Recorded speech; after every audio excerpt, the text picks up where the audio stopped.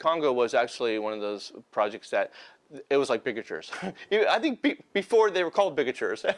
Other than the actual movie itself, I mean, working on the effects, we did tons of different techniques and making sure these heads fall right. And I remember working with a model maker, Carol Bauman, who was fantastic at miniatures too. We both collaborated with this head that fell apart into the rubble, and we got like a camera set up and filmed it, and little we know, we had this little formula that was specialized dirt that broke apart and held together really well. It was made of like micro balloons and I think it was alcohol and some other materials, and working with that after a while, it was very kind of dangerous because, you know, we had to wear glasses and made sure things were safe because it was microballoons on it, so it got in the air and everything.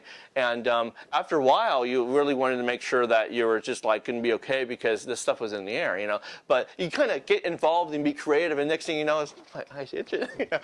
But we got that all cleaned up and taken care of. But the shot looked great, and actually, Howie Weed was the supervisor on that whole show, and it was incredible. We had a whole set.